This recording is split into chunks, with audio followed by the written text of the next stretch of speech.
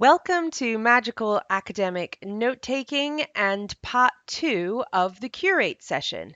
In this lesson, we are going to be talking about source curation. So, what are our lesson goals?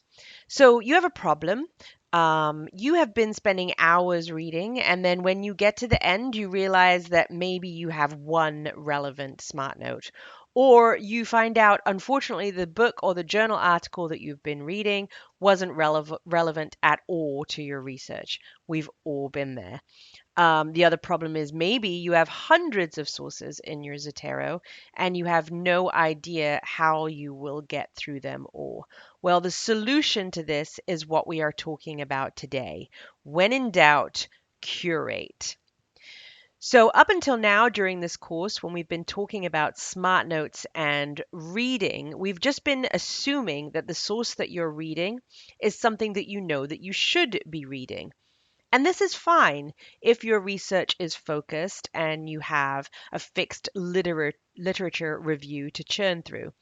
But what if you are still in the exploratory stage? What if you are pretty deep into your writing and you keep getting distracted by the amount of content that you could read? And what if you went crazy with that tool I showed during one of the last lessons, AnyStyle.io, and now you have this overflowing Zotero, so overflowing that it incapacitates you? There's actually a process for that, and that is what we are going to talk about today. So, as in part one of the Curate session, this session does not require deep work. Of course, you can schedule a deep work session to do multiple curations, source curations, but this is the type of work that you can squeeze in when you have a spare 25 minutes. And 25 minutes is a very important number, and we're going to talk about that and why it's important right now. So let's take a look at source curation. Early in this course, we talked about the three elements of Smart Notes, and this is what they are: structural, conceptual, and dialectical. We've already made our Smart Notes structurally sound because during the collect session and the curation session, part one, we absolutely made sure that they were linked to their source in a fixed and standardized way. But there's an element of the type of reading that you do, inspectional or pre-reading, that we have not yet reviewed. So we're going to do that now. The conceptual part and the dialectical part all happen during synthesizing. So we are specifically talking about the term inspectional reading, which I call source curation, can also be known as systematic skimming or pre-reading. So what is that? Let's look at a high-level review. It may seem to you like your supervisor wants you to read every single book, and they keep handing you new books and new journal articles and new things for you to read. And if you're like me, you've already Googled how many references should be in a thesis and found that the common answer is 2 to 300, and you've probably freaked out just like I did. It's terrifying. So, a close analytical read, so step two, the conceptual part of the smart note, if you were trying to make every smart note conceptual, would take of 2 or 300 sources would take you like 80 hours a week for 3 years. I just don't think it's possible to do 2 or 300 sources in the time we have to finish a PhD as well as writing the PhD. And so I had a really hard time with this. And the reason is not because I didn't think it was correct, but because I was doing it wrong. I am a huge reader, and I can't even put down a fiction book if I hate it. So I had a really hard time putting down my academic reads. I feel almost disrespectful if I stop reading a book because I feel like I'm not giving the text and or the author the respect that they deserve. So I had to get over that, and so do you. And thankfully, I found a process that helps. So there'll be things that you will read in their entirety, absolutely. Maybe you have some landmark texts that everyone within your field reads, or you have required reading that's within your subject, or you find something that just resonates with you instantly and you want to consume the whole thing. And all of that is absolutely fine. And we've covered that in our collection process. But there will be some things to read, some things that are on your list that are questionable. So perhaps you saw it referred to in another article, or perhaps it's an article that was recommended to you by something else. For the first part, where you know instantly that you're going to read the whole thing, you would follow the process that we already covered in the Smart Notes process and the collect and the beginning part of Curate. However, if you're not quite sure whether or not the source is something that's going to be valuable to you, you will need to curate. How do you do that? So that's what we're going to go through right now.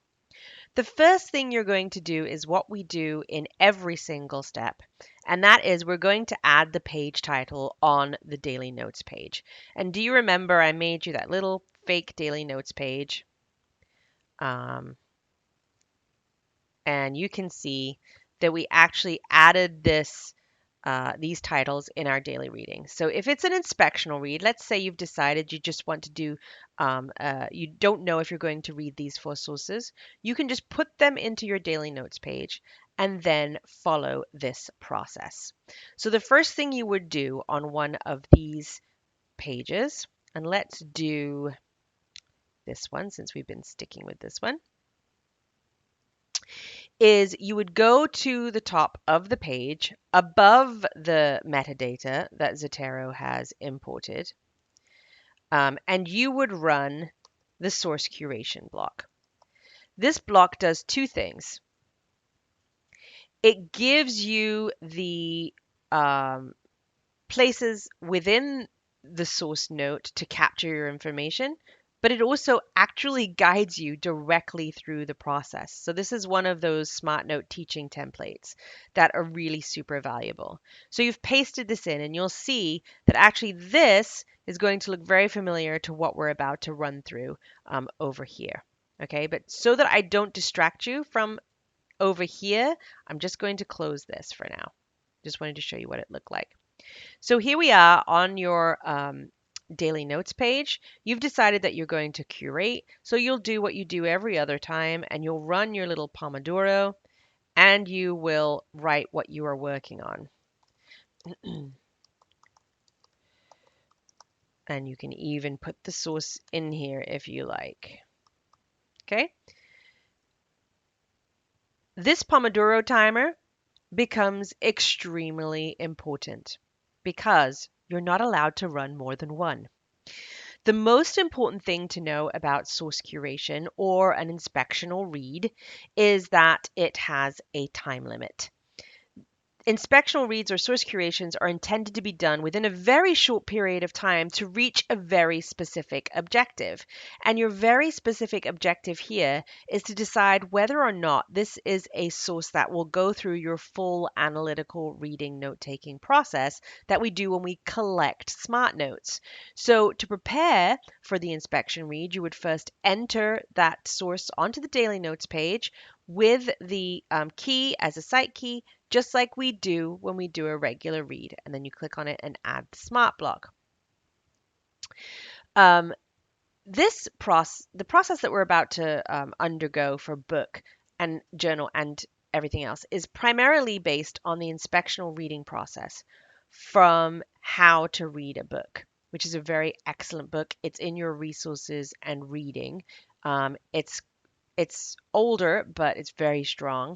So this is taken from that book, but modified slightly so that it fits our process. So I'm just going to close the daily notes for now. So what do we do in a high level review when we have a book? The first thing we do is we pick up the book, we have our own research open, we have the smart block already run on our source page, so we're prepared to run through the process, and we review the table of contents. So this is a very brief review of the table of contents. You just take notes on what jumps out at you, what looks interesting, what parts you think might be relevant to your specific work. Then you turn to the back of the book and you check the index. Is there anything in the index that jumps out at you? Are there any keywords that are related to your outline or your topics of discussion that we've already created within our thesis outline on the left-hand side of the page?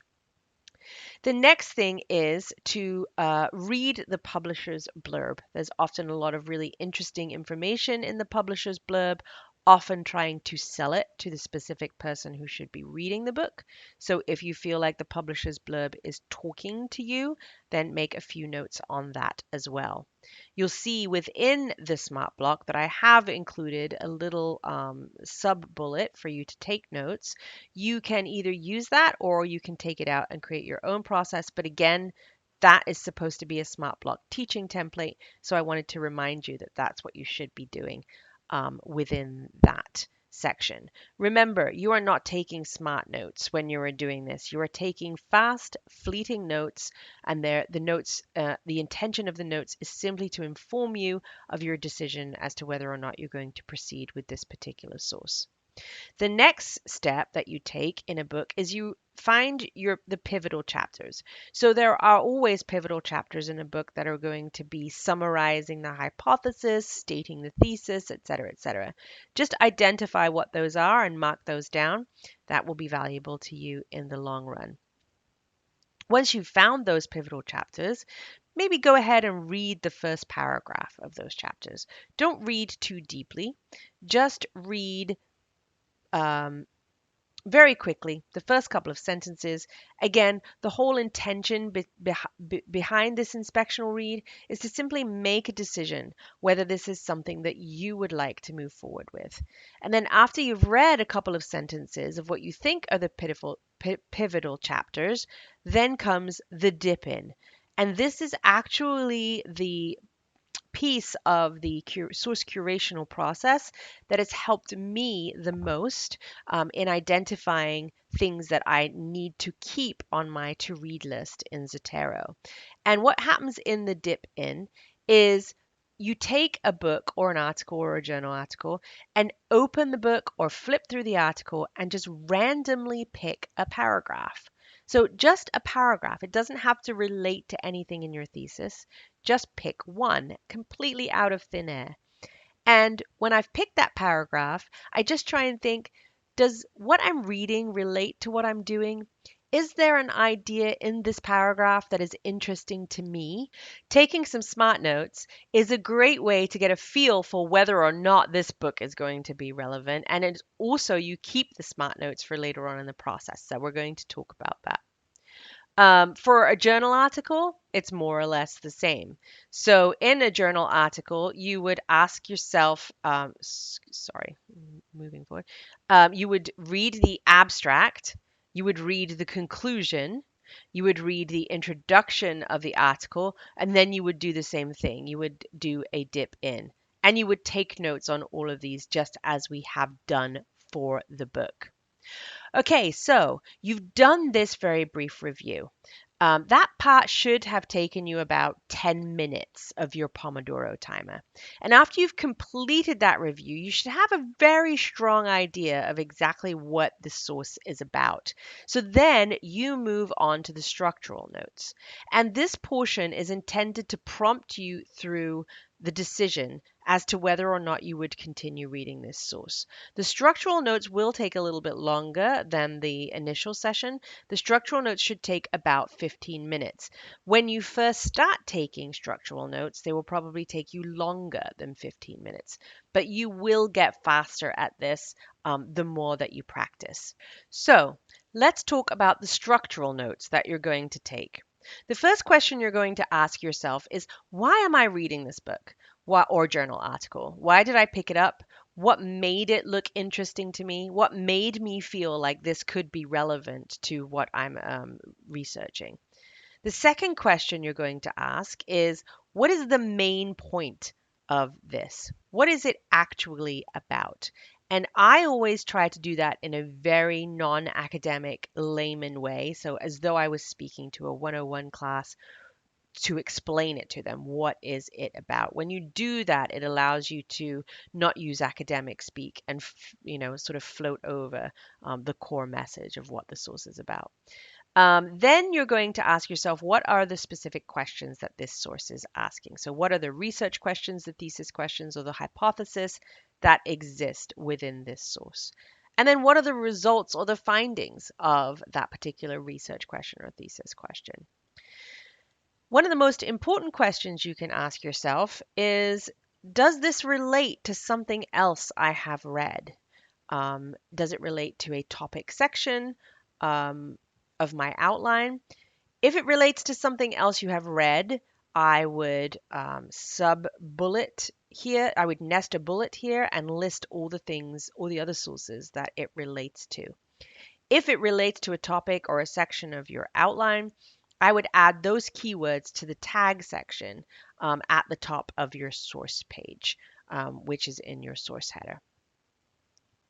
Then what you're going to do in the dip in thoughts section is you're going to take those smart notes that you took from the dip in activity.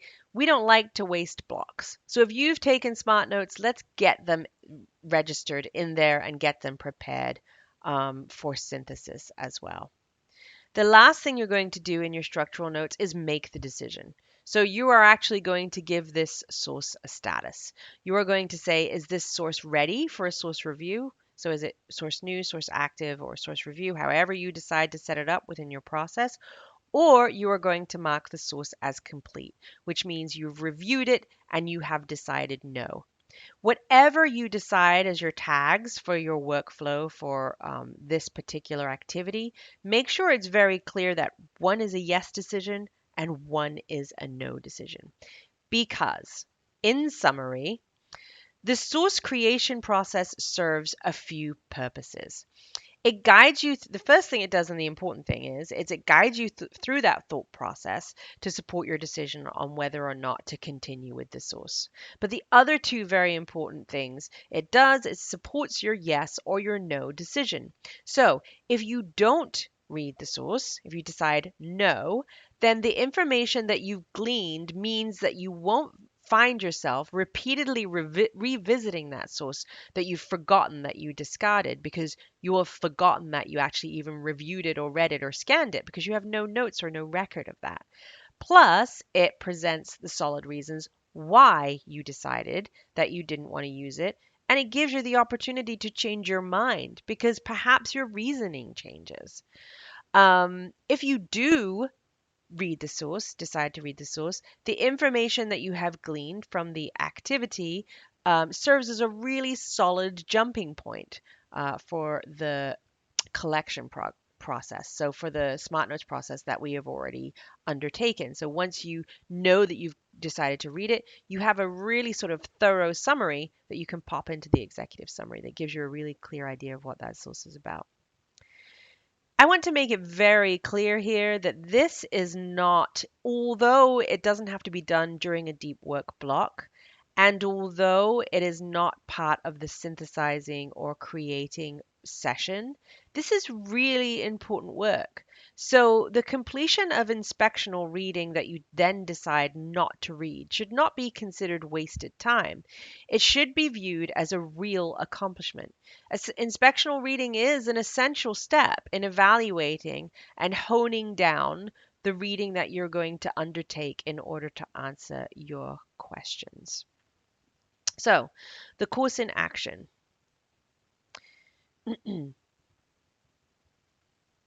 Set a Pomodoro timer, run that smart block, and complete a source curation. Give it a go. See how it goes. You're going to be practicing that over and over. So, what is next? Before we begin the synthesize session of our notes, which is my favorite part and where we really dig into the Zettelkasten, we're going to have some really important conversations about blocks. I've realized that the importance of blocks, the real vital importance of what makes blocks so special, is sometimes lost to people when they're using Roam. So I've done a 4 little mini part bonus series on blocks in Roam. And I think it's very important you watch that, especially because at the end, it defines all of the Zettelkasten block types that we use. So that was what we will look at next. onwards and upwards. See you next time.